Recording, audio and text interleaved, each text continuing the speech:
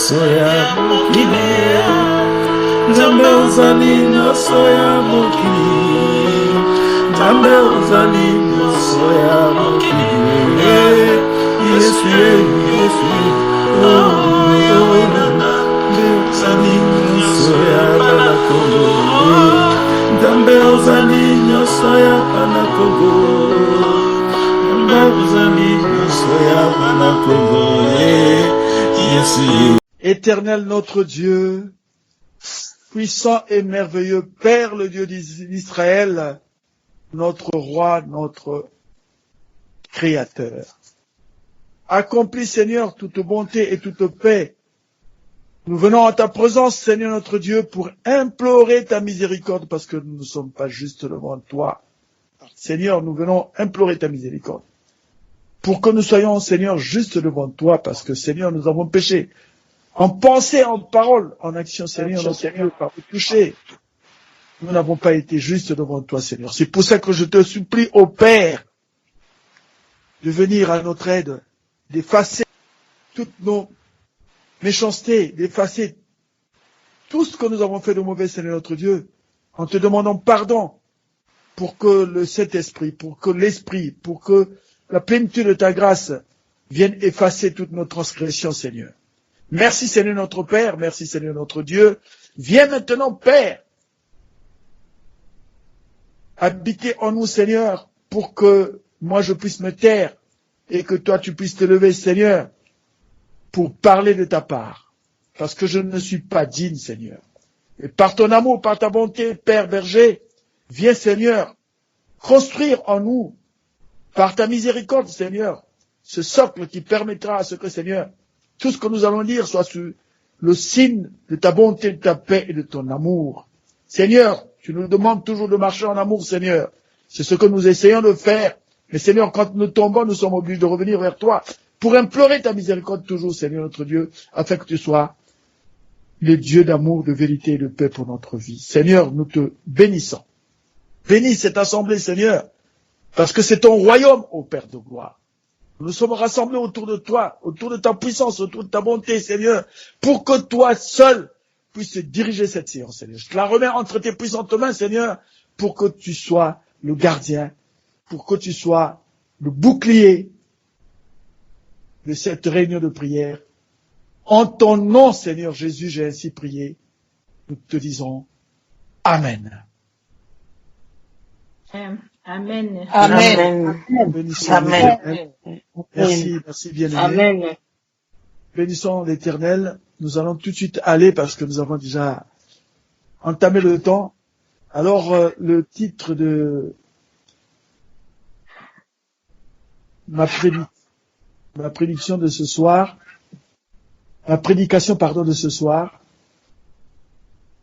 je l'ai intitulé « Il est Dieu et il fait ce qu'il veut ». Alors, pour cela, j'ai pris le texte de Jérémie 18, de 1, je vais aller jusqu'à 11. La parole de Dieu fut adressée à Jérémie de la part de l'Éternel en ces mots.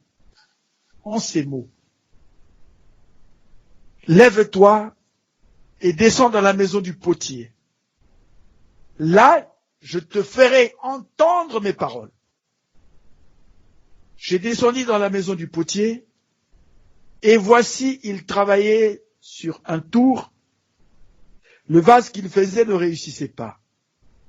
Comme il arrive à l'argile dans les mains du potier, il en refit un autre vase, tel qu'il trouva bon de le faire. Et la parole de Dieu, et la parole de l'Éternel me fut adressée en ces mots. Ne puis-je pas agir envers vous comme ce potier, maison d'Israël? Dit l'Éternel. Et voici, dit l'Éternel, voici, comme l'argile est dans la main du potier, ainsi vous êtes dans ma main, maison d'Israël. Soudain, je parle sur une nation, sur un royaume, d'arracher, d'abattre et de détruire. Mais si cette nation sur laquelle j'ai parlé revient de sa méchanceté, je me répands du mal que j'avais pensé lui faire. Et soudain, je parle sur une nation, sur un royaume, de bâtir et de planter. Mais si cette nation fait ce qui est mal à mes yeux et n'écoute pas ma voix, je me répands du bien que j'ai eu l'intention de lui faire. Parle maintenant aux hommes de Juda et aux habitants de Jérusalem et dis, ainsi parle l'Éternel, voici je prépare contre vous un malheur. Je médite un projet contre vous, que chacun revienne de sa mauvaise voie, reformez vos voies et vos œuvres. Amen. Quand Dieu parlait à Jérémie, il lui parlait sous un vent violent. C'était une tempête qui devait souffler. Quand Dieu disait à Jérémie que je vais te parler, Jérémie se préparait en conséquence, parce qu'il savait comment Dieu lui parlait. Et Jérémie a été un prophète sur lequel vraiment le Seigneur a vraiment travaillé sur lui.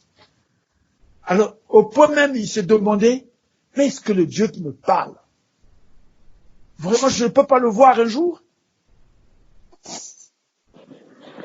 Et ce n'est que vers la fin de sa vie, quand Jérémie devait quitter le monde terrestre, que Dieu lui a montré, lui a dit que Jérémie, tout le temps que tu étais sur terre, j'ai été avec toi partout où tu as été. Alors Jérémie ne comprenait plus rien. Donc je disais que Jérémie, pour écouter la parole de Dieu, devait s'accrocher ou se blottir sur un arbre pour écouter Dieu lui parler dans le vent. Alors, bien aimé, le passage que nous venons de lire, Dieu appelle Jérémie chez un potier. Et quand Jérémie arrive chez le potier, Dieu lui montre ce que le potier est en train de faire. Jérémie observe d'abord le potier. Il était en train de faire un vase, il n'arrivait pas à le faire. Et chaque fois, il cassait le vase. Et Dieu lui dit, Jérémie, est-ce que tu penses que ce que le potier fait, moi je ne peux pas le faire sur vous, puisque vous n'êtes que des vases d'argile? Car tout Israël est dans les mains de l'Éternel. Alors Jérémie est resté tranquille, parce que Dieu voulait lui transmettre un message pour le peuple de Juda et tout Israël. Donc vous voyez bien que même dans la parole de Dieu, Dieu met Juda à part et Israël est de notre côté. Mais c'est le même peuple. Mais Juda, pourquoi? Parce que Juda a le sceptre, Juda a le commandement. C'est pour ça que Dieu parlait d'abord à Juda. C'est-à-dire c'est d'abord à Juda, ensuite à tout Israël. Alors, je disais que tout Israël est dans les mains du Seigneur, de l'Éternel, comme un vase dans les mains du potier. Oracle du Seigneur, comme l'argile est dans les mains du potier, ainsi nous sommes dans les mains de l'Éternel, maison d'Israël, dit le Seigneur. Donc le message que Dieu donne à Jérémie, c'est pour que le peuple sache que Dieu est souverain. Et Dieu annonce à Jérémie que si le peuple ne se reprend pas, je veux le punir et je ne reviendrai pas, sauf s'il revient de ses mauvaises manières de vivre. Donc Dieu a toujours été vraiment proche d'Israël, mais Israël n'a jamais compris. Ainsi nous vivons les mêmes problèmes que ceux que Israël avait vécu avant. C'est pour ça que nous devons vraiment faire attention, bien-aimés, parce que Dieu nous parle toujours, Dieu nous suit. Et pour montrer qu'il fait ce qu'il veut, le psaume 115, au verset 3, nous dit, je lis au nom du Seigneur, Notre Dieu est au ciel. Il fait tout ce qu'il veut. Et ce qu'il fait, il le fait pour qui? Pour Israël. Et un autre passage dans Jean 3, de 35 à 36. Je lis au nom de l'Éternel. Le Père aime le Fils. Et il a mis toutes choses entre ses mains. Celui qui croit au Fils a la vie éternelle. Celui qui ne croit pas au Fils ne verra point la vie. Mais la colère de Dieu demeure sur lui.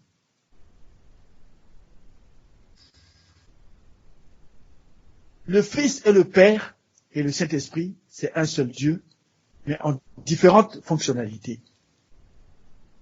Là, dans Jean 3, de 35 à 36, Dieu nous montre comment il est avec le Fils.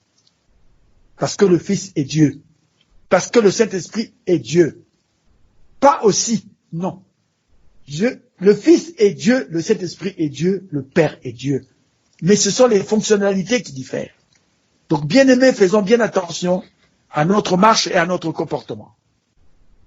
C'est pour ça que tout ce que Jérémie a dit dans Jérémie 18 nous intéresse. Pourquoi? Parce que nous sommes les premiers concernés. Nous, le peuple de Juda et le peuple d'Israël. Parce que nous savons que Dieu a retrouvé Israël en terre Congo. Donc les terres africaines, les terres chaudes, le centre de l'Afrique. Bien-aimés, si ce n'est pas le prophète de l'éternité, comment allions-nous savoir que nous sommes Israël? Aucun homme, même pas celui qui dirige l'Église catholique, ne savait même pas où est Israël. Ils savent seulement qu'ils ont triché avec le peuple noir, mais ils ne savaient pas que ce peuple noir, c'est Israël. Même s'ils le savaient, ils ne pouvaient pas le dire, parce que c'était pas à eux de le déclarer. Israël devait déclarer lui-même sa libération à haute et intelligible voix, comme le fait notre prophète de l'éternité. Donc, bien-aimés, accrochons-nous bien à la parole de Dieu, sachant que nous sommes les serviteurs de Dieu. Et si nous sommes les serviteurs de Dieu, nous devons avoir un comportement positif. Un comportement vraiment qui cadre avec ceux de la maison d'Israël. Ceux qui sont choisis par l'Éternel. Parce que c'est nous qui sommes choisis par l'Éternel. C'est pas un autre peuple, c'est pas un autre royaume. Le royaume qui est descendu, c'est le royaume des cieux. Qui est venu se marier avec le royaume Congo. Pour que le peuple puisse être vraiment en harmonie, l'homme puisse être en harmonie avec le Père, avec le Créateur. Et pour cela, il a choisi un homme qui ne donne peut-être pas l'impression d'être celui-là, mais c'est par lui que Dieu parle à son peuple. C'est lui qui a été choisi, parce qu'il est Dieu lui-même. Alors, bien-aimés, ayons des comportements vraiment des gens qui ont quand même reçu un enseignement. Or, le comportement que nous avons affiché tout le temps, c'est pas le comportement des gens qui ont reçu un enseignement. C'est le comportement des gens qui lisent seulement la Bible. Et pas ceux qui ont reçu un enseignement. Nous, hormis la parole que nous lisons, nous avons un enseignement qui était caché, mais qui est révélé aujourd'hui. Bien-aimés, faisons bien attention. Alors, je vais aller dans le psaume 32, verset 8. Je lis au nom du Seigneur. Je t'instruirai et je te montrerai la voie que tu dois suivre. Je te conseillerai et j'aurai le regard sur toi.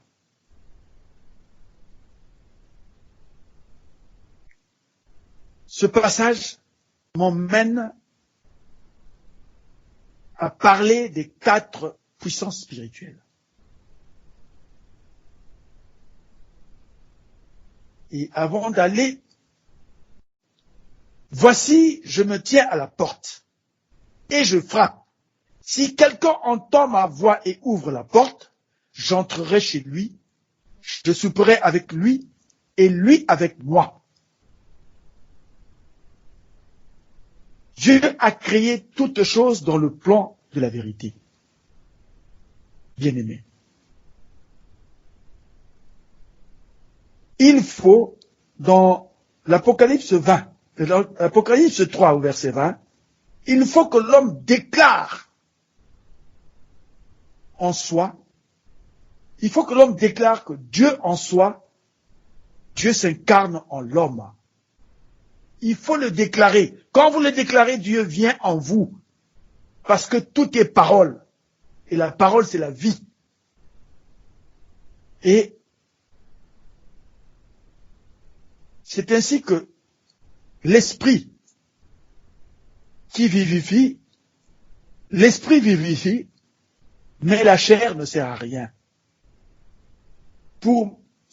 La chair ne sert qu'à se manifester sur le plan physique. Il faut donc exercer cette chair à ce que l'esprit s'impose sur la chair pour que nous puissions être des vrais spirituels. Alors, Dieu, pour cela, Christ dit à Élie, je t'ai envoyé sur la terre pour que tu conduises l'homme à sa destinée. Voilà pourquoi Élie est venu sur la terre. Je parle d'Élie, le prophète de l'éternité, Dieu lui-même, le Père Majesté. Alors, sur les 4 puissances spirituelles, nous avons la fondation spirituelle, nous avons la fondation de l'établissement, la fondation spirituelle de l'Église, et nous avons le don de la révélation. La fondation spirituelle, Christ est notre fondation. Si notre fondation n'est pas basée sur le Christ, il y a un problème en nous. Il faudrait que nous puissions reviser vraiment notre position parce que j'ai l'impression que c'est ce que nous sommes en train de vivre un peu au royaume. Par le comportement que nous avons, on a l'impression que notre fondation n'est pas sur le Christ. Parce que si notre fondation est sur le Christ, notre comportement devait être différent. Alors, bien aimé, il faudrait qu'on se rattrape. Il faudrait qu'on se rattrape pour que Christ soit notre fondation. Alors, dans la fondation de l'établissement, Christ montre le chemin à l'homme.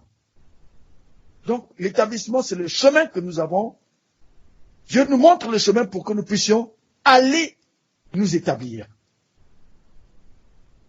Et la fondation spirituelle de l'Église, c'est le renouvellement de l'esprit.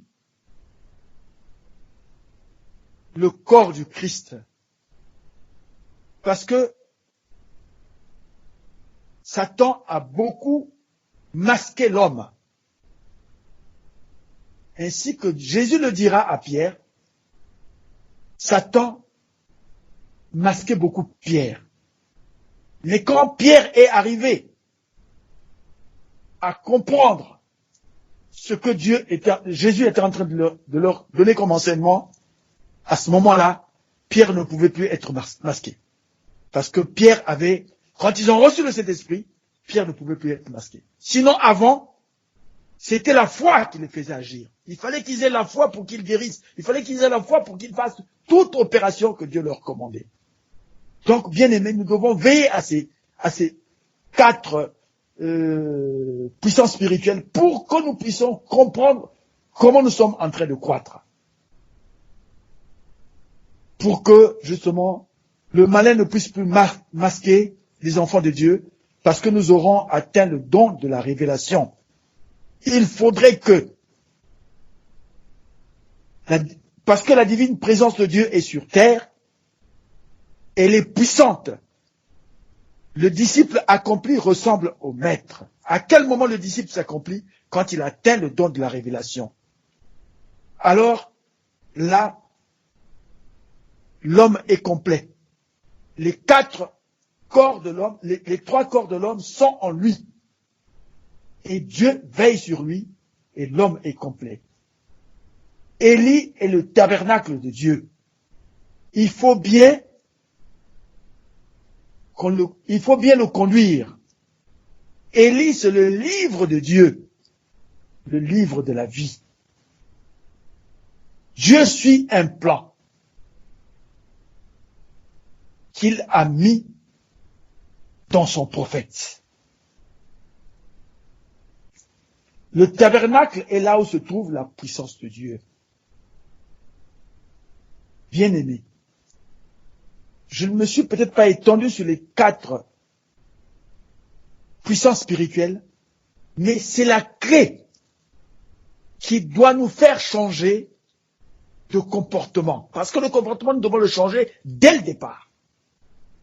Quand le comportement est changé, l'homme qui suit l'Éternel, l'homme qui suit le prophète, l'homme qui est dans le royaume, ne peut plus se perdre.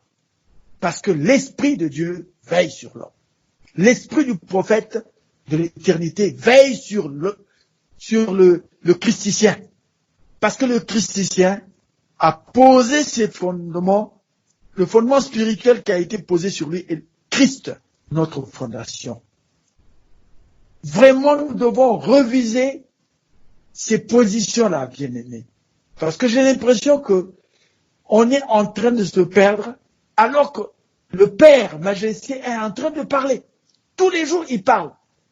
On donne l'impression qu'on ne comprend pas parce que nos comportements ne cadrent pas avec tout ce qu'il dit. Donc, revenons à la croisée du chemin. Redémarrons normalement. Si nous n'avons pas invité Christ dans notre vie dès le départ, faisons-le. On l'invite, il faut déclarer ce que Apocalypse 3 dit, Apocalypse 3, 20 nous dit. Il faut le déclarer pour un changement de vie, pour un changement de mode de vie, pour que Christ prenne la direction de notre vie. Bien-aimés, notre Dieu est grand. S'il a suscité le royaume en ces temps-ci où nous sommes sur la terre, c'est que Dieu a voulu amener l'homme à ce qu'il se réalise parce que nous sommes au temps de la fin. Est-ce que vous pensez, bien-aimés, que le Seigneur Jésus était obligé de venir sur la terre? Mais il était obligé de venir parce que l'homme, c'est lui qui a créé l'homme. Et l'homme est tombé. Pourquoi l'homme est tombé? Parce que l'homme n'a pas respecté la loi que Dieu lui avait fixée. Et aujourd'hui, on marche encore dans ce système-là? Non. Il faut qu'on change, bien-aimés. Il faut qu'on change. Parce que nous avons cette grâce d'avoir un royaume. D'avoir le royaume, pardon. Pas un royaume. D'avoir le royaume. Parce qu'il n'y a pas deux royaumes. Il n'y a qu'un seul royaume. D'avoir le royaume. Et Dieu a permis à ce que nous puissions nous manifester en ces temps-ci. Alors, écoutons et suivons les directives du tabernacle que Dieu nous a institué sur terre, qui est son prophète de l'éternité, qui est Dieu lui-même. Dieu est venu sur la terre dans un véhicule. Ce véhicule, c'est Elinzeza. Mais c'est Dieu lui-même qui agit. Dieu peut changer de véhicule. Comme quand Dieu est venu dans Jésus, il avait pris un véhicule. C'était l'homme Jésus, le véhicule. Aujourd'hui, c'est Elinzeza. C'est toujours le véhicule que Dieu se sert toujours d'un véhicule que lui-même a préparé. Lui-même a préparé. Et vous avez suivi ce que notre Père de l'éternité nous a dit dans sa formation. Comment Dieu l'a formé. Bien-aimés, si nous avions un peu de conscience, la conscience peut nous revenir vraiment, permettez-moi, excusez-moi. Est-ce que nous pouvons comprendre comment Dieu peut aimer le prophète tel qu'il l'a formé sur une pierre brûlée? Quel est celui-là qui a son fils, qui acceptera former son fils dans cette fournaise-là, pour qu'il soit solide, pour qu'il soit formé, afin qu'il soit le vase réceptacle de la parole de Dieu. Donc, bien-aimés, vraiment, prenons toute notre conscience pour nous ressaisir. Repartons vers le tabernacle. Agenouillons-nous devant le tabernacle de Dieu, qui est son prophète. Et recevons l'Éternel pour que lui nous conduise justement dans le chemin qui est la vérité, le royaume. Car le Seigneur a dit, je suis le chemin, la vérité et la vie. Aujourd'hui, nous sommes dans les mêmes prédispositions. Je suis le chemin, la vérité et la vie. Il n'y a qu'un seul chemin qui mène à Dieu, c'est le royaume. C'est Élisée qui est le chemin du royaume. Si nous n'écoutons pas son prophète, ben, je crois que c'est des problèmes qui nous attendent. C'est des problèmes qui nous attendent. Alors, bien-aimés, reconcentrons-nous, cherchons à comprendre pourquoi nous sommes arrivés au royaume. Vous arrivez au royaume, il y a tout un enseignement vraiment développé dedans. Les gens s'occupent des prophéties, à gauche et à droite. Qu'est-ce que ces prophéties-là vont nous rapporter? Des prophéties en dehors du royaume. Qu'est-ce que ces prophéties vont nous rapporter? Si ça avait été bon, ces prophéties-là, pourquoi on n'était pas resté là-bas? Pourquoi on est venu au royaume? Dès qu'on voit qu'il y a quelqu'un qui prophétise à gauche et à droite, on court. Parce qu'on pense que notre vie est cachée dans les prophéties. Non, notre vie est cachée dans Jésus, dans le Seigneur. Dans Élisée aujourd'hui, qui est notre prophète de l'éternité. Dieu lui-même.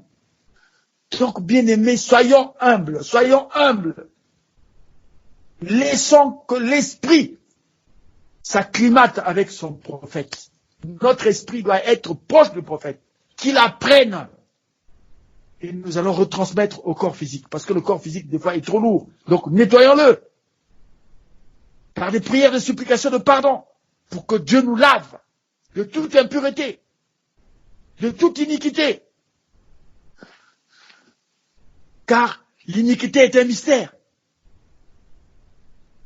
L'iniquité est un mystère. Donc c'est pour ça que, bien-aimés, quand nous n'arrivons pas à nous libérer, repartons au pied du Maître. Repartons au pied. Seigneur, je n'arrive pas. Seigneur, c'est toi qui m'as créé. J'ai une difficulté. Et Dieu te révélera. Dieu te révélera.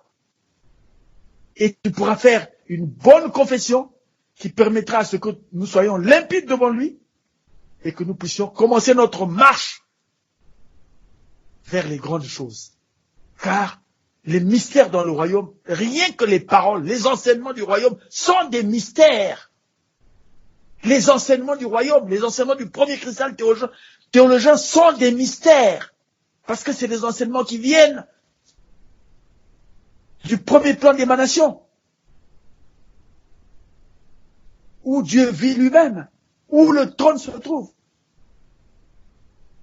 Alors, bien-aimés, vraiment, par ces mots, je voulais que vous puissiez trouver consolation pour que nous allons vraiment vers un repentir nécessaire pour que nous puissions redémarrer et que nous puissions comprendre le royaume. Parce que tel que nous nous sommes comportés là, nous avons compris que nous n'avons pas compris le royaume encore. Nous n'avons pas compris le royaume. Et nous ne pouvons pas comprendre notre Père de l'éternité. Alors, revenons au royaume. Revenons au royaume et mettons-nous en conformité avec notre Père pour que nous soyons vraiment dans ses bénédictions et que nous puissions obtenir ses bienfaits. Car il est venu pour nous conduire dans notre destinée.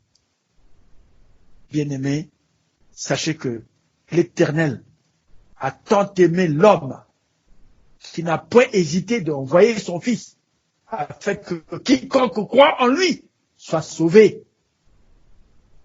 Bénissons l'Éternel. Je vous remercie, bien-aimés, pour ces paroles. Je voudrais vraiment que nous puissions mettre ça en pratique. C'est vrai que je ne me suis pas trop étendu sur les quatre puissances spirituelles, mais on aura le temps de s'étendre encore dessus pour que ça soit notre nourriture au quotidien afin qu'elle nous amène au développement spirituel. Amen. Je demanderai à la chorale de pouvoir nous chanter une chanson pour que je puisse recevoir notre Père de l'éternel.